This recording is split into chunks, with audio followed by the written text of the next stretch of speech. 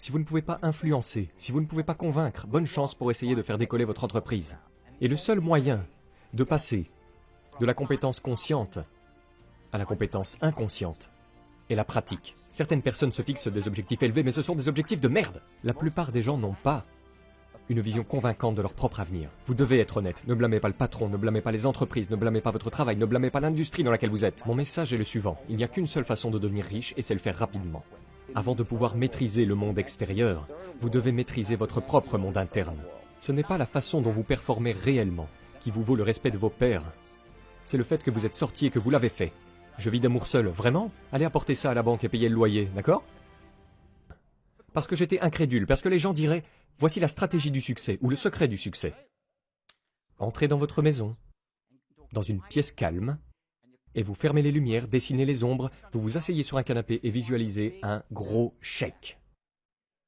25 000 $ US, avec votre nom dessus. Et je veux que vous imaginiez ce chèque, et que vous le fassiez simplement augmenter dans votre esprit, et le rendre réel, plus réel, et juste le mettre dans la réalité de l'univers, et la loi de l'attraction s'installera. Pensez-y!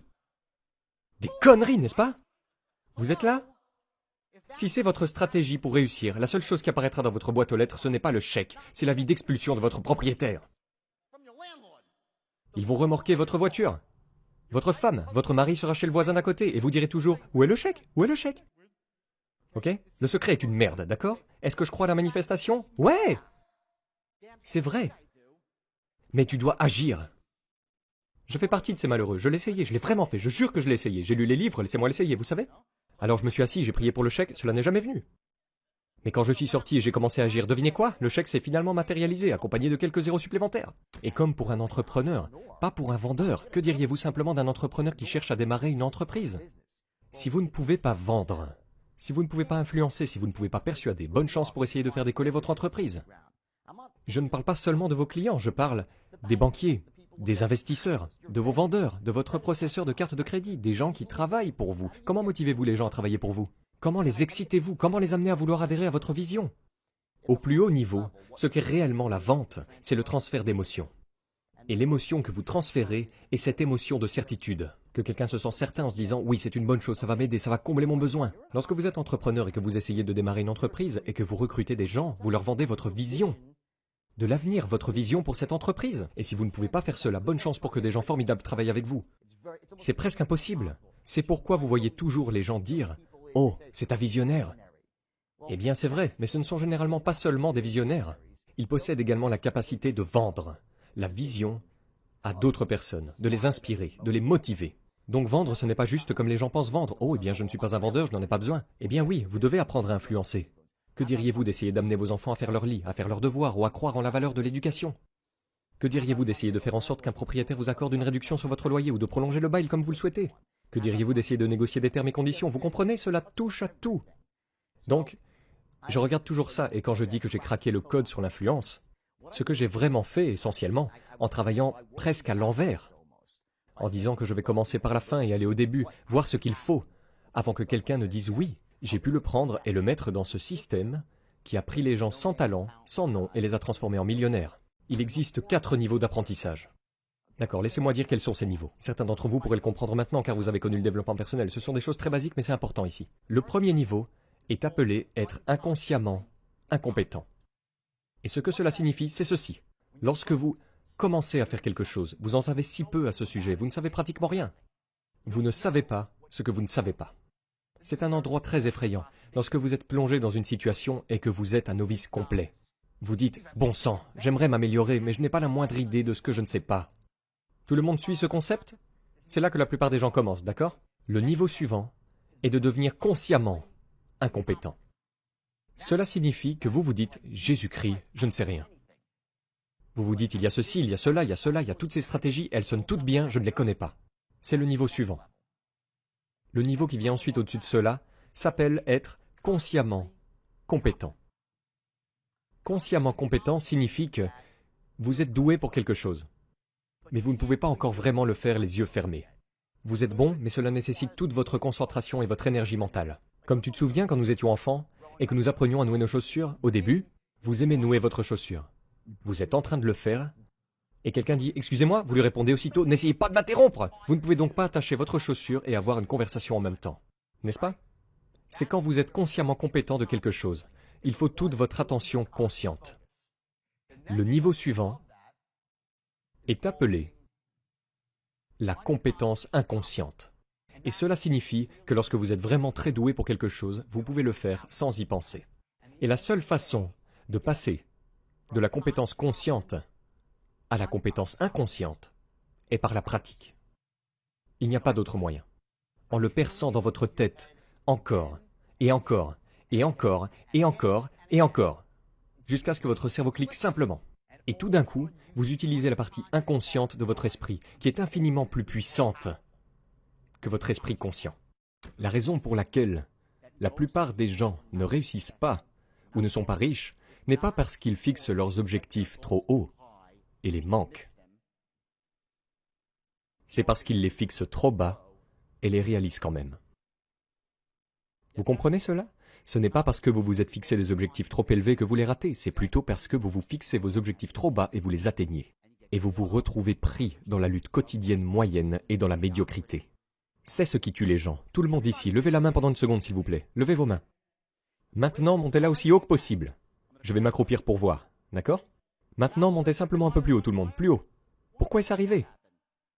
Je dis levez-la aussi haut que vous le pouvez et tout le monde dit très bien, puis un peu plus haut, d'accord? Eh bien si vous le pensez vraiment, n'est-ce pas? Vous comprenez cela?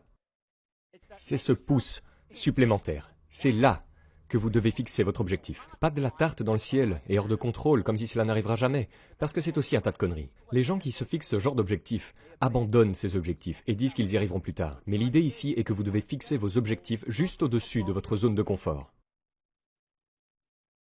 Donc maintenant, pensez-y une seconde. Pensez à vos objectifs maintenant. Comment les définissez-vous? Les fixez-vous très bas et les réalisez-vous? Si tel est le cas, attribuez-vous un 10. Êtes-vous en train de vous fixer des objectifs qui vous inspirent? Certaines personnes fixent des objectifs qui pourraient être élevés, mais ce sont des objectifs pourris. Ce ne sont pas le genre d'objectifs qui vous font sauter hors du lit le matin. Vous poussent à aller travailler pour vous-même. À assurer l'avenir pas seulement pour vous, mais pour votre famille. Ainsi, vous n'avez pas à faire de compromis ou d'acquiescer à qui que ce soit. À moins que vous ne les aimiez, à moins que vous ne le vouliez. C'est ça la liberté. Vous savez, l'argent n'est qu'un mécanisme pour y arriver.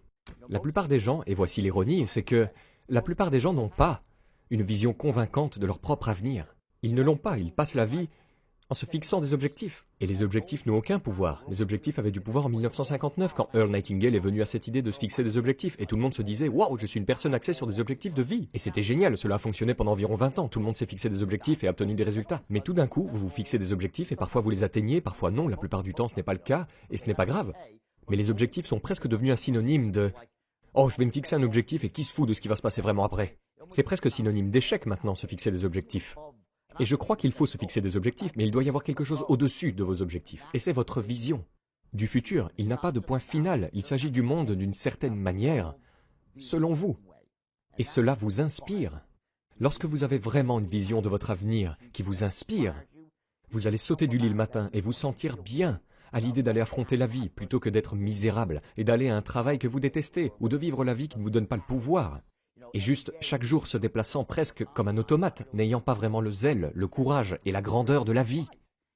Je suis coupable, et j'y ai pris par là aussi quand je sentais que je n'avais pas vraiment de vision convaincante de mon propre avenir, et que j'avais l'impression de me vautrer.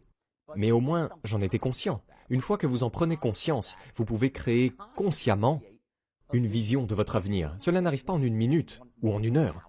Vous l'écrivez, vous y travaillez, et quand vous l'avez finalement atteint, vous savez comment vous l'avez fait. C'est lorsque vous relisez à vous-même votre énoncé de vision. Et cela vous émeut, et vous vous sentez inspiré. Et si peu de gens l'ont.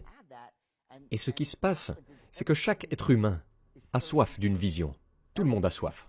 Et si peu de gens ont une vision, et donc ce qu'ils font, ils gravitent vers quelqu'un qui a une vision pour l'avenir, parce qu'ils veulent faire partie d'une vision.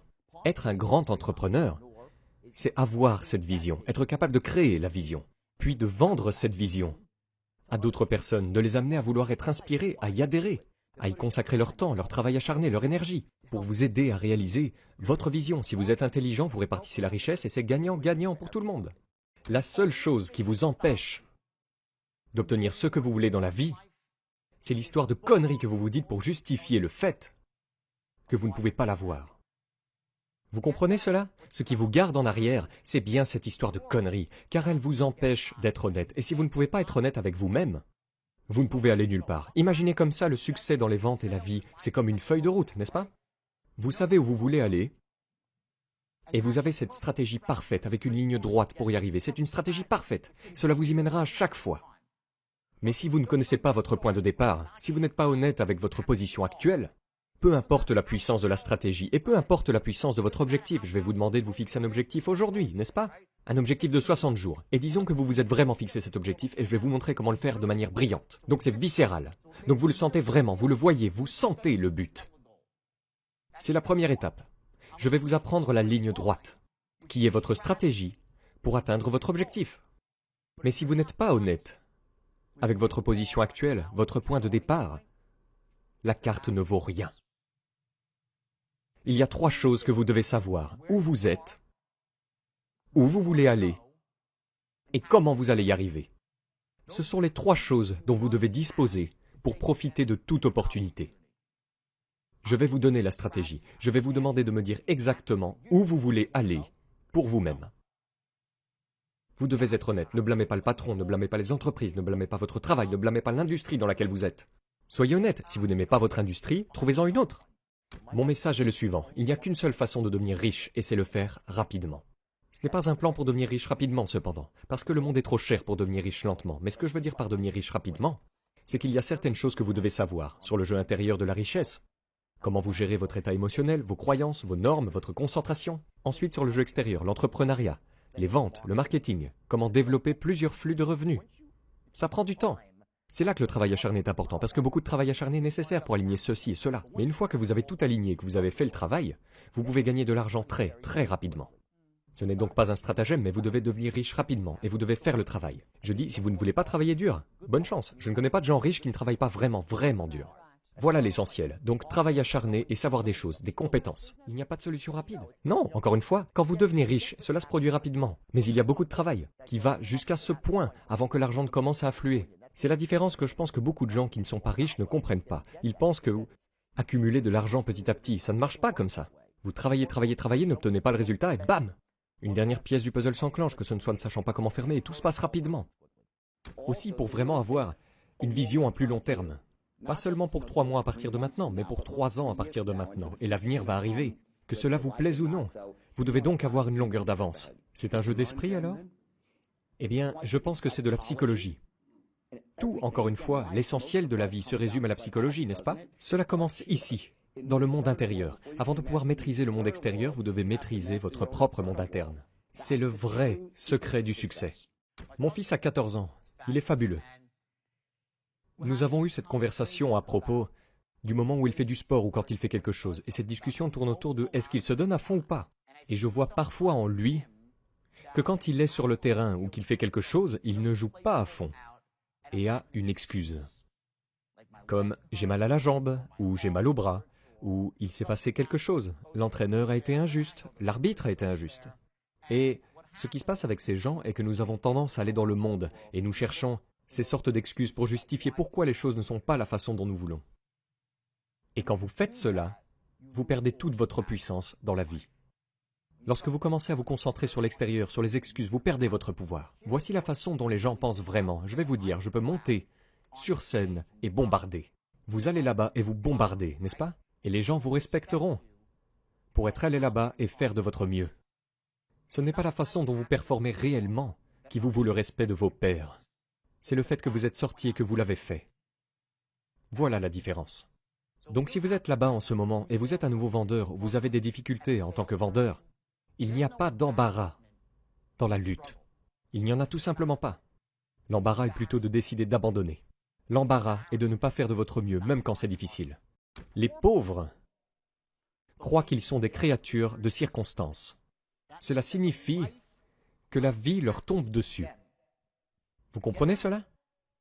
Alors que les riches sont des créateurs de circonstances. Je vais vous dire ceci, il n'y a pas de croyance plus destructrice dans le monde que de penser que la vie vous tombe dessus.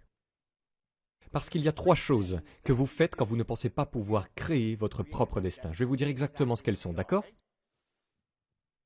Numéro 1. La première chose que vous faites est de jouer à ce que j'appelle le jeu du blâme. Vous commencez à blâmer tout le monde pour justifier pourquoi vous n'avez pas ce que vous voulez. Tu blâmeras le gouvernement, tu blâmeras ta famille, tu blâmeras ton conjoint, tu blâmeras ton patron, tu blâmeras l'économie, tu blâmeras les gens de Wall Street, ceux qui méritent probablement d'être blâmés, mais vous blâmez n'importe qui et tout le monde. Quand vous pensez que le monde vous tombe dessus, vous êtes impuissant. La deuxième chose que vous faites, c'est de justifier.